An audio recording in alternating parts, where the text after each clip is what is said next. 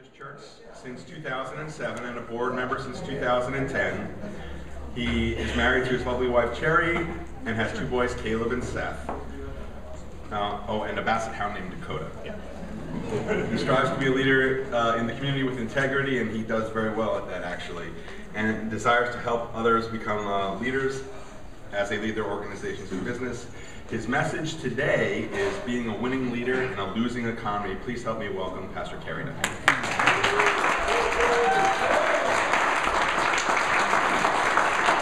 Tell you what, if all of you could be here Sunday to do that same exact thing when I come up, that would be awesome. Thank you for, first of all, for being a part of the chamber. Let me just thank you for doing that. It really means a lot that you support your community, and this is a wonderful way to do it. And we appreciate you very much being here. So thank you for that. And I thank you for this opportunity to speak. Thank you for giving me this opportunity, and I hope. I was sitting here talking to one of the people here at the table with me, and they said, "So you're speaking?" And I said, "Yes, I hope it's good." And he looked at me and he said, "Yeah, I hope it is too." It's good to know you have friends out there. I want to start off by talking about some bad news first. Things that you are aware of, but maybe you haven't seen it put together exactly like I've put it together for you today. I forgot to tell you, I actually have some outlines. This is just one of my things. Melissa and Dave are passing those out. If you want one, they'll bring it to your table. You can, you're going to hear such wonderful things. You're going to write it down. Trust me, you're going to want to write this down. So let's talk a little bit about our world economy. I want to start there. You know as well as I do that our world economy is in trouble. And there is no better way to qualify trouble within an economy than with, go ahead, my pointer's not working. My little red light works, but my little pointer's not working. No better way to look at it than looking at unemployment. And this is a little graph that shows global unemployment. The best country in the world to live in right now to find a job is Japan, less than 4%. The worst place to live is Spain. Almost 23% unemployment. United States is at 9.1%. It did go over 10%, but they're saying it's come back down. If you go to Europe, it's a little over 10% there, and then there's other countries within Europe that are experiencing some great difficulty. In 2008, when the recession hit, economists thought that it would be the European market that would salvage the world economy. Well, in 2011, by the end of 2011, Europe's unemployment was higher than ours, and several countries were on the brink of financial ruin. Now economists feel that if things are going to turn around, it's going to be because of the Asian markets. And actually, China and South Korea, just those two countries, they actually have $4 trillion in reserves, and they're sitting on it. They're not sharing it like Europe did, because they saw what happened to Europe, and so they're a little bit more reluctant to jump in and help the world economy. The U.S. economy has been rocked. And I just want to tell you some things that have happened since 2008. Since 2008, 410 banks in the United States have failed. And that's all of their branches, too. 2008, since then, we've had 175 significant companies fail. Most of them were on the stock market. I want to show you just a list of some of those companies. My pointer's not working, so what's going to happen, Sam's going to bring them up. If you can move through them pretty fast, you're going to recognize some of these: Countrywide, Indy Bank, Aloha, Lands Bank, Skybus. You can go on through a little bit faster. It's a bunch. Wilson's Leather, Washington Mutual, Linens and Things. My wife was upset when that one happened. Lehman Brothers, Mattress Discounters, Nationwide Airlines, Bennigan's, Frontier Airlines, Wicks Furniture, Circuit City, maybe you remember that one, Lennox, Mervyn's, Then, that was just 2008. In 2009, Midway Games went away. My son was unhappy about that. Sun-Times Media, Reader's Digest, Boaters World, Ritz Camera, Fleetwood. A lot of newspapers ran into troubles. Charter, Communications, Borders, Gottschalks, Extended Stay Hotels, KB Toys, Chrysler, and General Motors. And that was after they got help.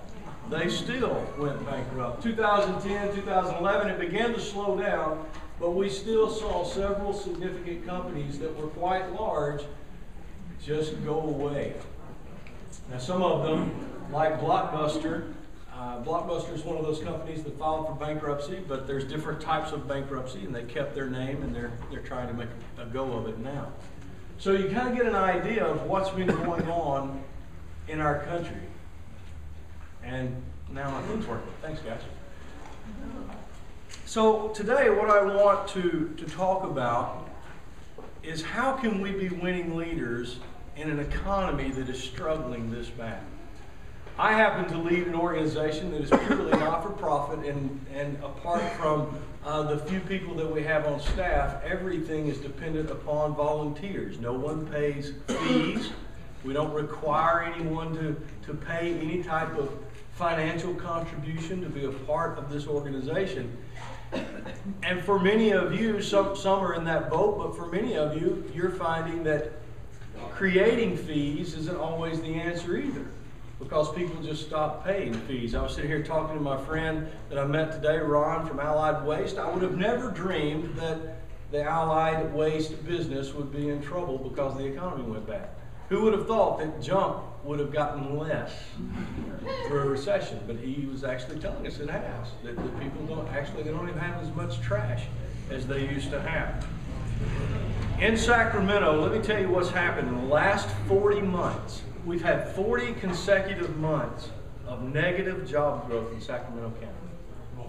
40 months in a row.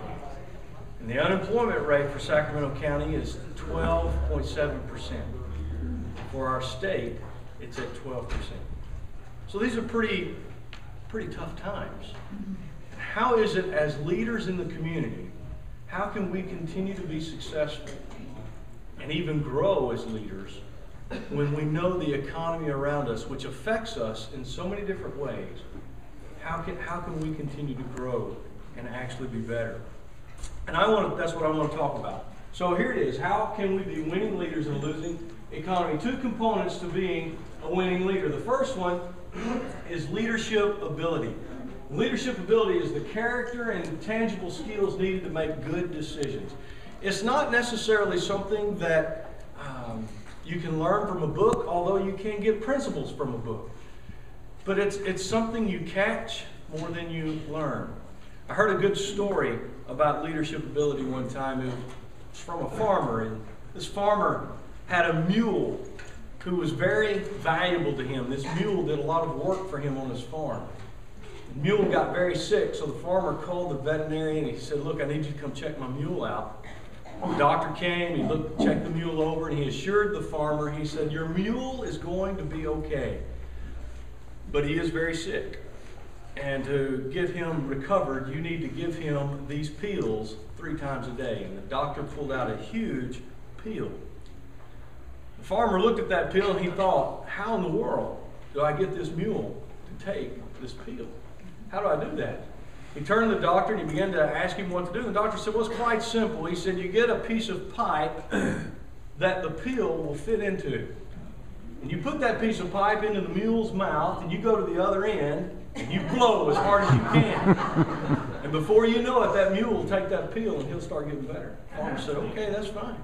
A couple hours later, the farmer showed up at the doctor's office. He was just pale green. The doctor asked him, what is wrong with you? He said, I did exactly what you told me to do. The mule blew first.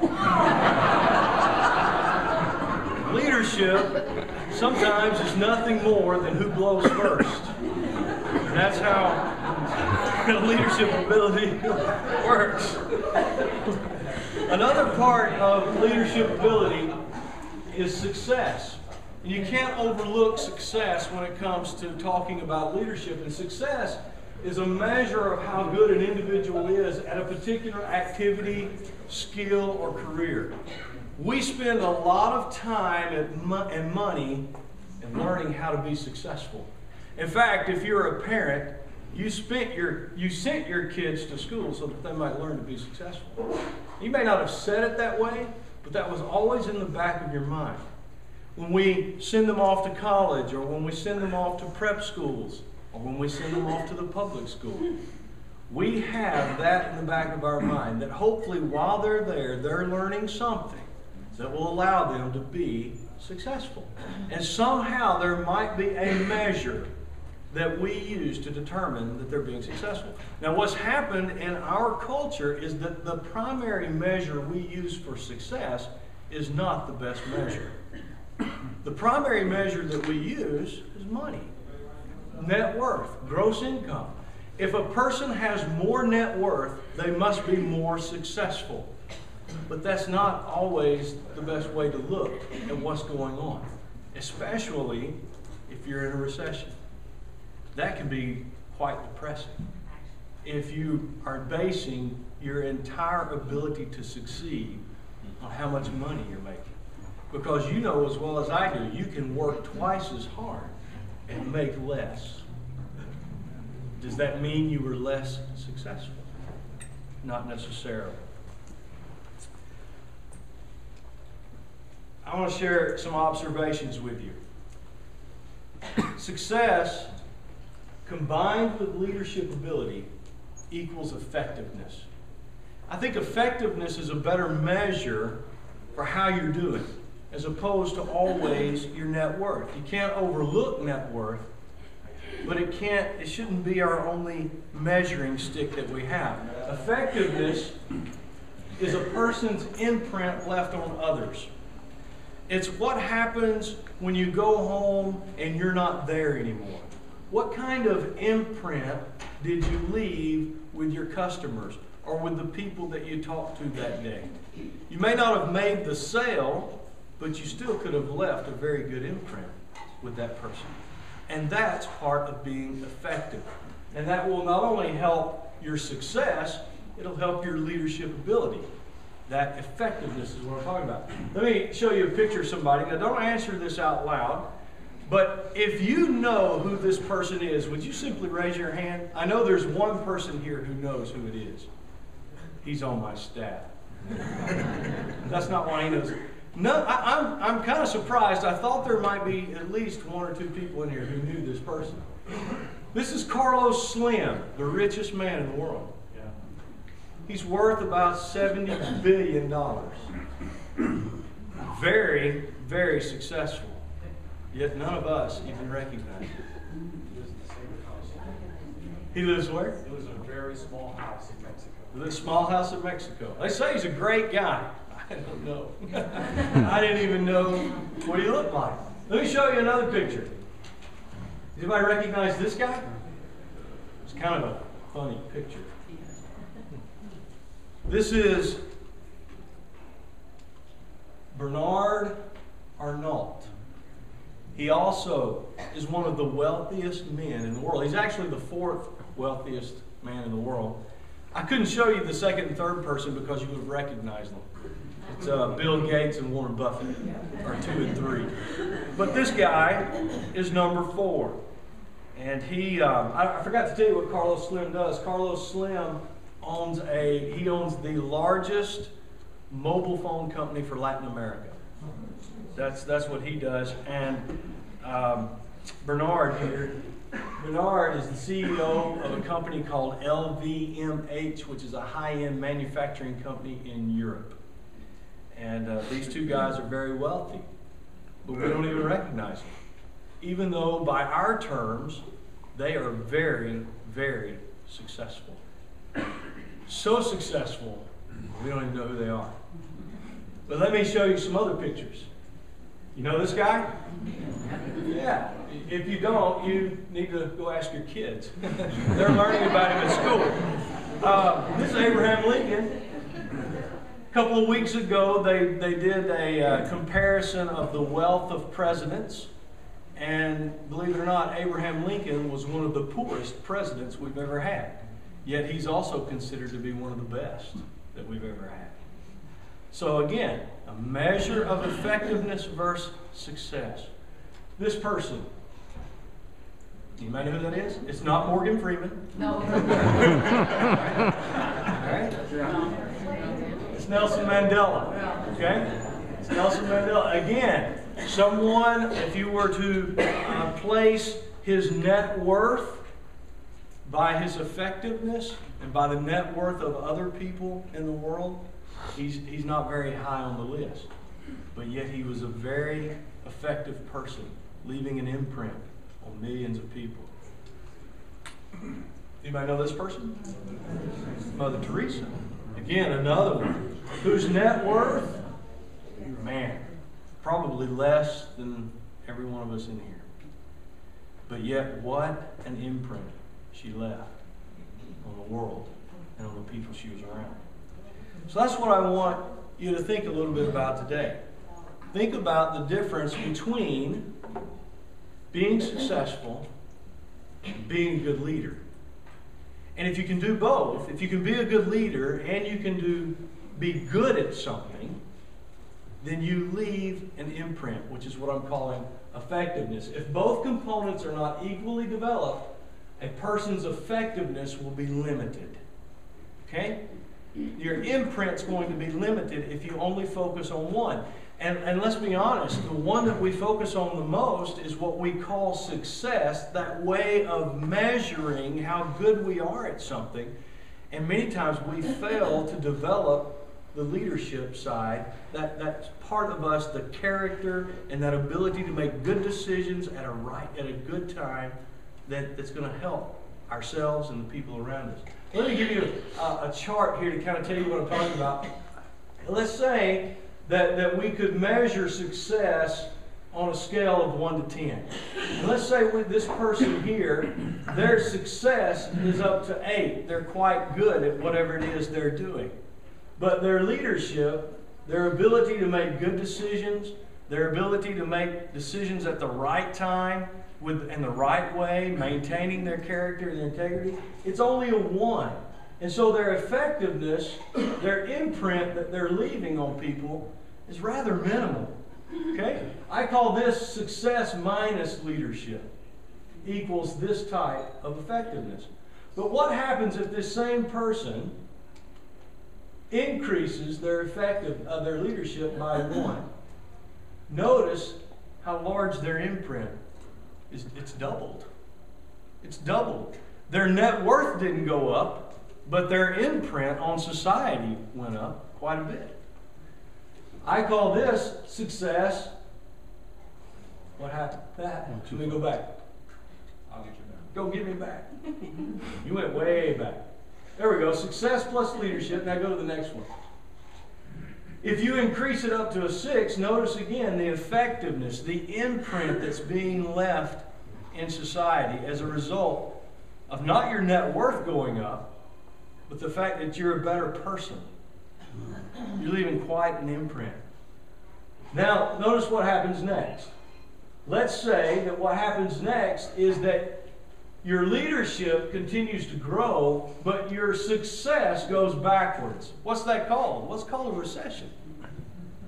But if you're a good leader, your imprint is still quite large. And what happened in America and what is continuing to unfold is that we had a lot of places whose net worth was really large, but their leadership was really low. And when the recession hit, they couldn't compensate.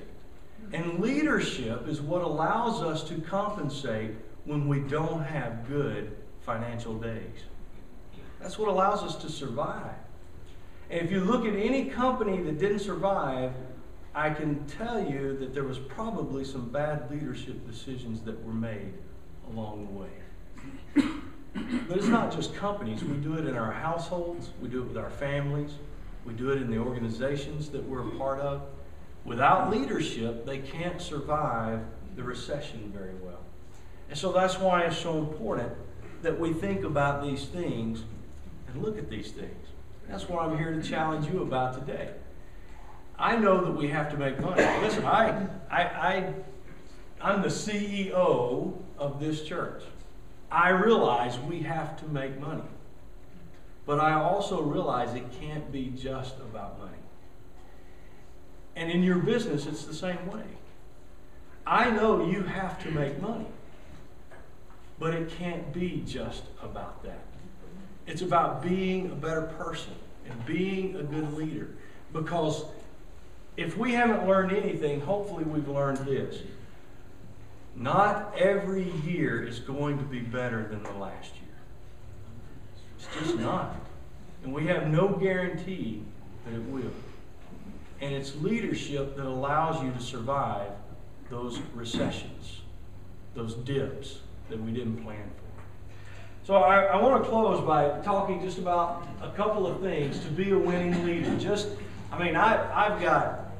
I could spend hours talking about this, but I'm just going to share 3 things with you briefly.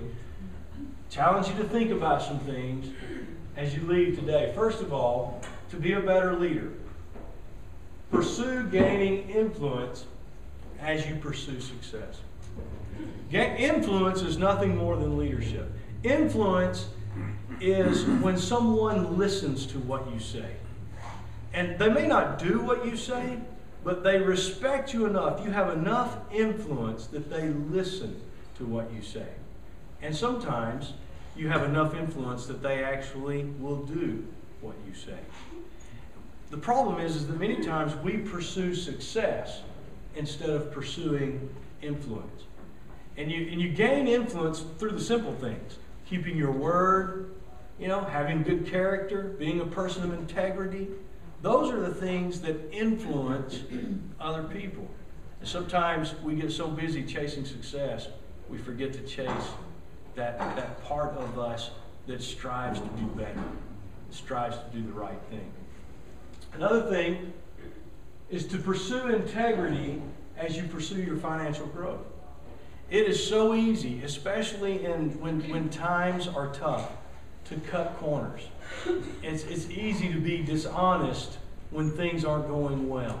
And I'm telling you, now is the time for people to be people of integrity. Listen, I don't have the privilege of expressing my political views and all those kinds of things in a public forum. But I will tell you this. There is nothing wrong with capitalism that a little integrity won't fix. That's all that's wrong. You take integrity out of capitalism and it is a bomb ready to explode. And for many of us in our businesses and where we work and the world in which we find ourselves moving, all that is needed to fix some of the problems we're having to deal with is integrity. Just doing the right thing instead of the thing that secures my financial future. It's just a thought. The last thing, did I hear an amen? The last thing is to pursue generosity as you pursue financial stability. I want to tell you something. We are at our very best when we're being generous. We are at our very best. You can't be a better person than a generous person. And it is easy to lose your generosity in a culture of fear. We become afraid that I'm not going to have enough for me. And when you start living like that and thinking like that, you stop being generous. And generosity is what allows us to care for one another. It allows us to help one another. It allows people who have more on one day to help those who have less on that day. Because on any given day, it can swap. It can turn around. And you're going to want that person to be generous back to you. So, as we get ready to storm into 2012, and that's what I was talking to someone about, 2012 doesn't even seem new anymore. It doesn't even seem like a new year. And we're only 24 days into it. But it is. This is a new year. And as you storm into it, I challenge you here in Carmichael, as business leaders here in this community, pursue your leadership skills as you pursue your success. And you'll leave a larger imprint where you are and where the people are around you that are working with you. Thanks again for allowing me to speak to you.